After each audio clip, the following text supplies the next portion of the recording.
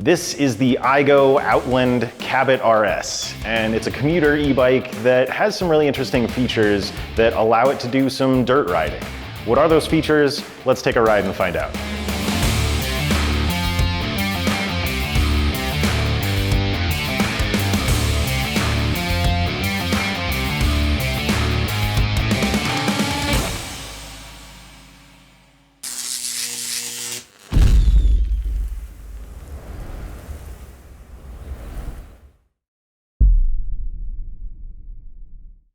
Hey fellow e-bikers, I'm John with Electric Bike Report. Before we talk about the Cabot RS, I'm super excited to share that we have some e-bike giveaways coming up. Be sure to hit that subscribe button and the bell icon so you can stay up to date, and by all means, please share this with your friends so they can be included too. So iGo does things a little differently when it comes to their lineup.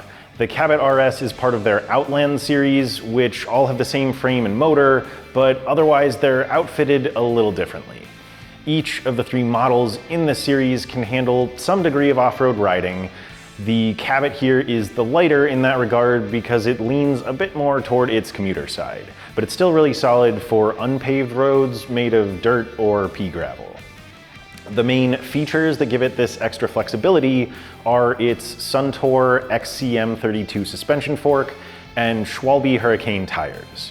The suspension fork has 80 millimeters of travel, so not enough for rocky trails, but plenty for those areas I mentioned. The tires are really unique. They're 27.5 inch by 2.4 inch, and they combine street and off-road tread, sort of a business in the middle, party on the sides kind of deal. They're really stable and they have low rolling resistance, but they can still grab onto those unpaved surfaces way better than your standard commuter tire. Another really important feature here is the 500 watt mid-drive motor. It packs some serious power to help you climb hills or ride off-road like I mentioned. And it uses a torque sensor so it can react to give you more power right when you need it. So because of those things, the Cabot behaves a lot like a non-electric bike, but it sort of multiplies the amount of work you're putting in. We put the bike through its paces, including its motor and battery efficiency in our range test. The Cabot has a 48 volt, 720 watt hour battery, which is the primary factor on how far the bike can travel. It did a great job in our test, and it actually exceeded the advertised range of 60 miles, and I think it could do even better under the right conditions. We'll move on to the specifics of our test results a little later, but let's round out the specs before we really dive in. I mentioned the motor already, but the Cabot RS uses a 9-speed Shimano Alivio drivetrain, as well as a shifter and derailleur. That drivetrain includes a 42-tooth chainring to make pedaling uphill easier, and an 11 to 34-tooth cassette with a lot of flexibility for both hills and flat ground. As with the other iGo bikes we've tested, the Cabot comes with the Tektro E350 hydraulic disc brake system. This has 2 piston calipers and 180 millimeter rotors on both wheels. Up in the cockpit, there are of course the brake levers. The left handlebar also has the bike's control panel and display, which are combined into a single unit. We've gotten pretty attached to this. It's got big buttons, and the display itself is color-coded based on the pedal assist setting, so it's really easy to tell what setting you're in just with a quick glance. The right bar has a rapid-fire trigger shifter for the drivetrain, and there's also a handy little bell. There's also a Cell Royal saddle on the bike that I really liked, and a full package of commuter features. The bike comes with fenders to keep you dry, lights to give you better visibility, and a rear cargo rack to let you carry up to 55 pounds of cargo. That was a fair amount of stuff, but I think we can move on to our test results now. If I left anything out, you can check out my written review for the bike, and we'll leave a link for that in the video description.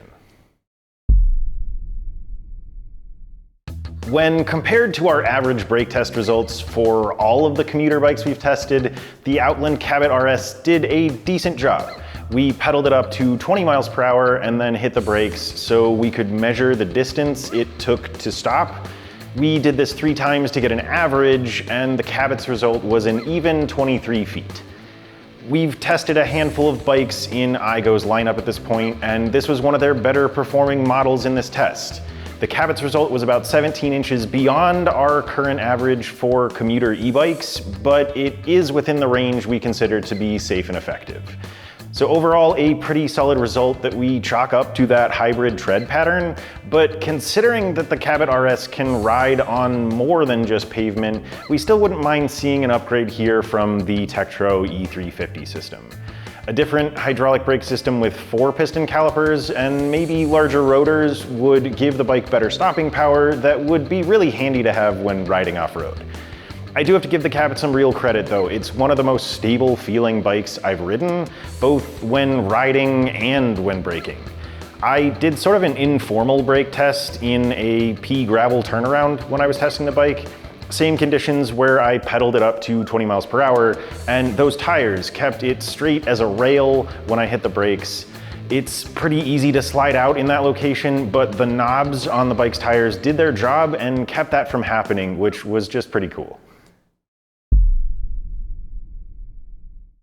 Let's go out on the Cabot RS so you can see how the bike performed in our speed test.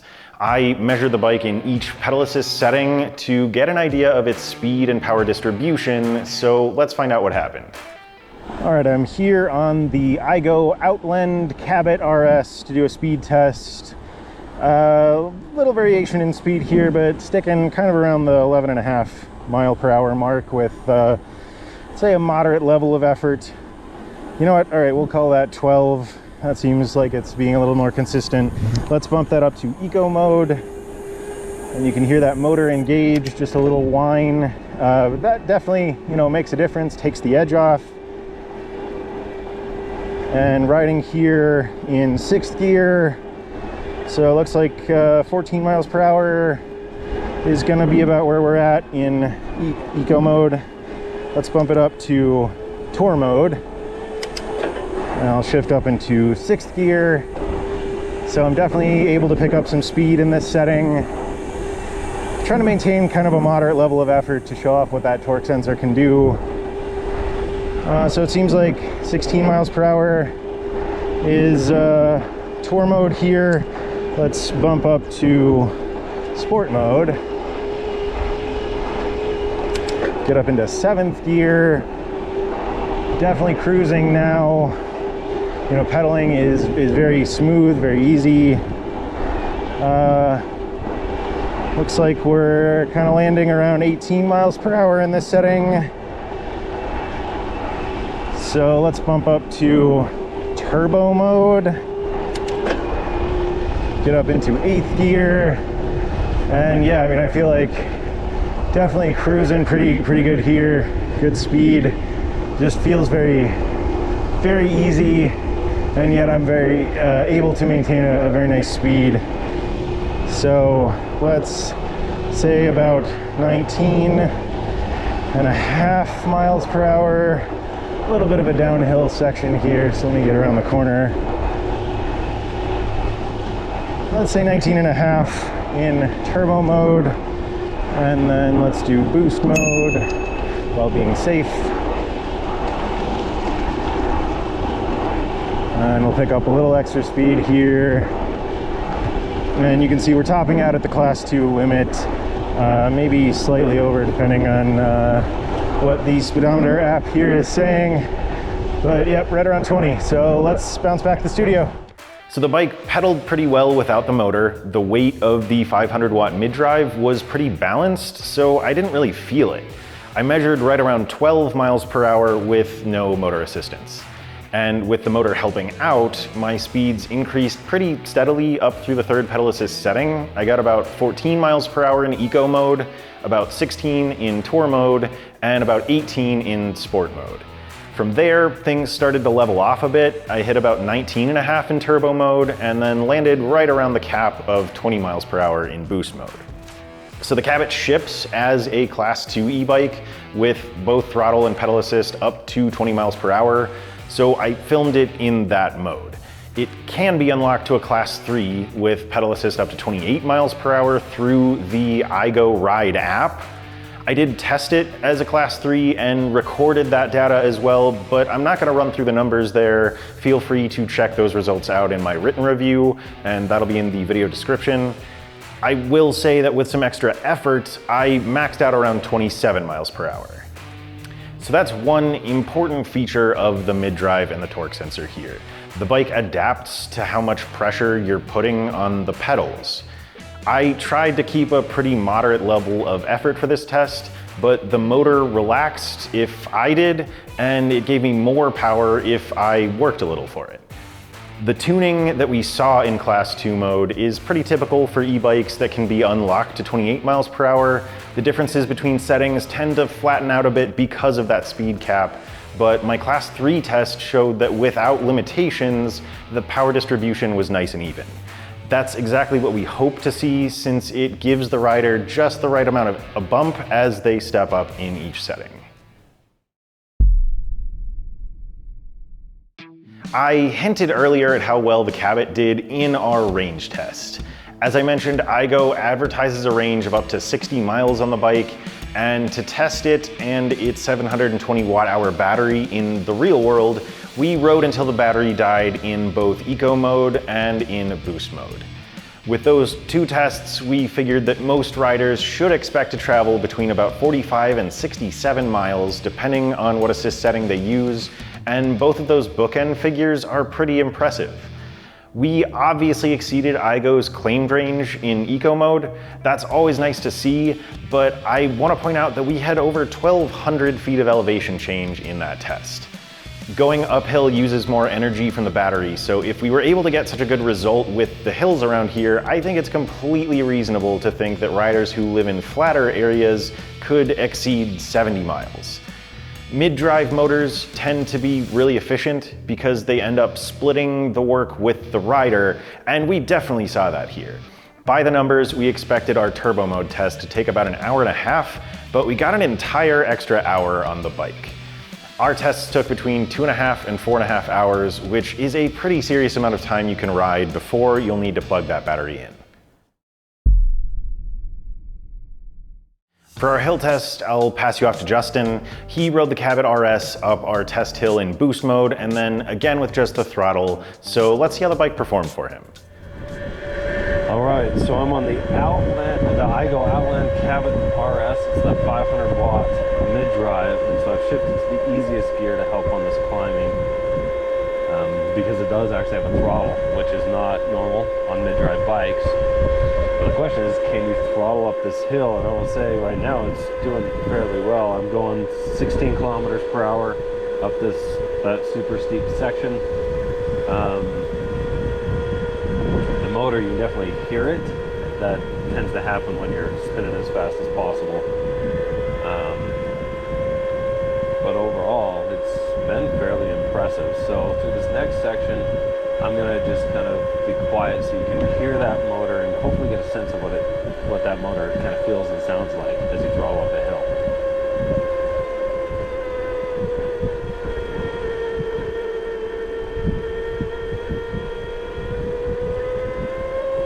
So there you go, you definitely hear the motor working, and now it's picking up even more, and that whine is like headed more towards the flat, and it spins faster. But through that last section, it's right at 14 kilometers per hour. So this is actually going to be a fairly impressive result.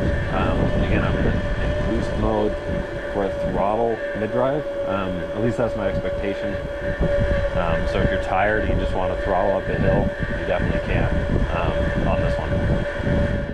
Okay, so now we're on the pedal test. I'm in boost on this Cabot RS. We're going to see how it does. You know, I'm trying to keep my input consistent, make it to where I can kind of talk with a friend for a while.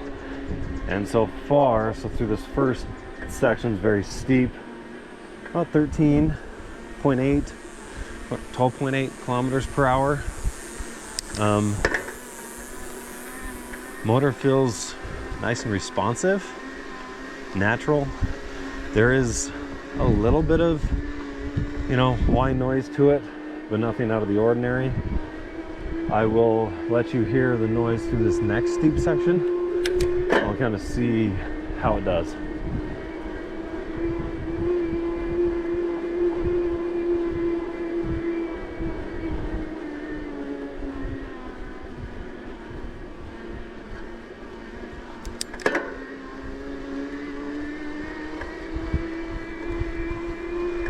So yeah, so you can definitely hear a little bit of noise, but definitely not annoying. Got down right around 12, 13 through that section as well.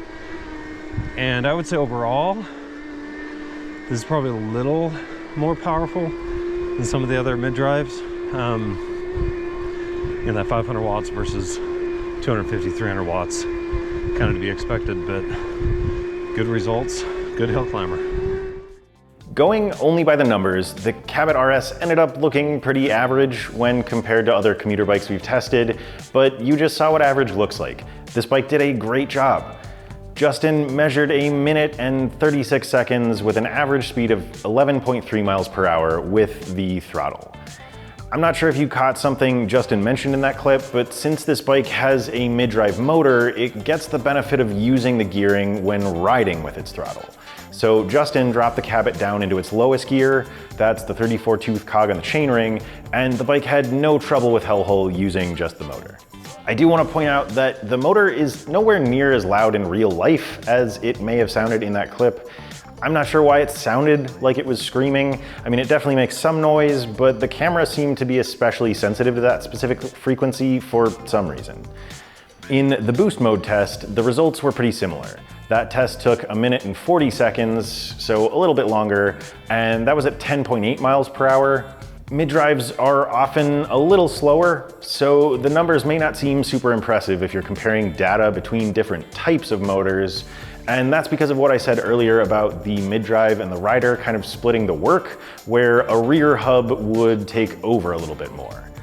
But to be very clear, I think this bike feels great when going uphill. It gave me a lot of power when I tested it on some other local hills. So if you're looking for something to make it easy to climb some steep roads, this bike will definitely do the trick.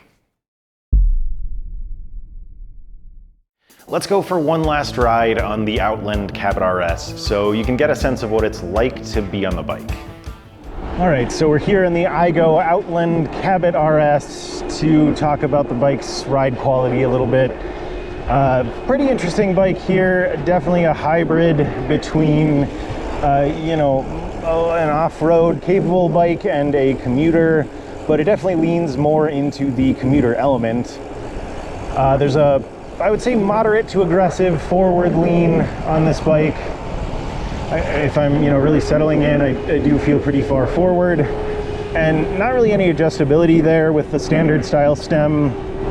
There's a single frame size, which I feel pretty comfortable on, but our riders over 6 foot definitely felt a little bit cramped here without any adjustment.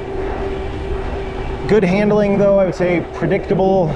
You have pretty good control with the 720 millimeter wide handlebars. But the tires here are sort of the defining feature. They're Schwalbe Hurricane tires, 27.5 inch by 2.4. And right down the middle, they have a nice, relatively smooth street tread pattern for good rolling resistance. But then on the shoulders, they have some knobs to add to the stability and turning ability and, grip into the dirt when you're riding on, some hardpack dirt, that sort of thing. There is a front suspension fork. It's the Suntour XCM 32 with 80 millimeters of travel. Not a ton of travel, but I think it's appropriate for a commuter bike. If it were leaning more into the off-road thing, I think a little bit more travel would be expected, but the 80 millimeters definitely, it smooths out the ride. Pretty flexible whether you're riding on, rougher pavement or again, some bumpier dirt. And then of course there's the 500 watt mid-drive motor, the iGo Drive RS. I believe that's 130 newton meters of torque if I remember right, but pretty powerful mid-drive, very responsive feel with the torque sensor. Feels a lot like riding a non-electric bike, just giving you extra power, the ability to go faster and travel for longer distances with 5 pedal assist settings to give you some flexibility in how the bike feels. So let's bounce back to the studio and talk about that a little bit more. Overall, I was really impressed with the ride quality here. I'm normally not a big fan of such a forward-leaning riding position, but honestly, the grips here made that way more comfortable than I expected. I also really liked the 720 millimeter wide handlebars. They felt good with my broad shoulders, and they also gave me really good control of the bike's steering. And the pedals were surprisingly large too. Those gave me a nice solid platform for my big size 12 shoes, and that's something I don't often get to enjoy on most e-bikes. Sizing was one area of concern. I'm 5'11", and I felt pretty good, maybe a little tight, but our testers over 6 feet tall were definitely feeling cramped on the Cabot. For that reason, we'd like to see iGo expand the Cabot RS to include multiple frame sizes, so taller riders who are drawn to this bike could feel just as comfortable as someone closer to the 5'6" range. One other word of caution, I found the tires here to be a little prone to getting flats. Part of that might be that we live in the desert and there's plenty of sharp things out there that want your water, but either way, I might suggest investing in some extra flat protection. Otherwise, this bike had great stability and control, fantastic responsiveness from the motor, and a really comfortable ride despite a riding position I don't normally go for, so I've got to give it a solid 2 thumbs up here. I always like seeing unusual or at least uncommon combinations of features with e-bikes, and the fact that the Cabot RS can handle a little bit of rougher stuff makes it a definite win in my book. Looking back over our test results, there's nothing too out of whack here. We'd like to see more effective brakes with larger rotors and 4-piston calipers to provide a bit more control when riding off-road, but otherwise the bike did very well across the board. It has pretty evenly distributed power across its pedal assist system, especially when unlocked to Class 3 settings.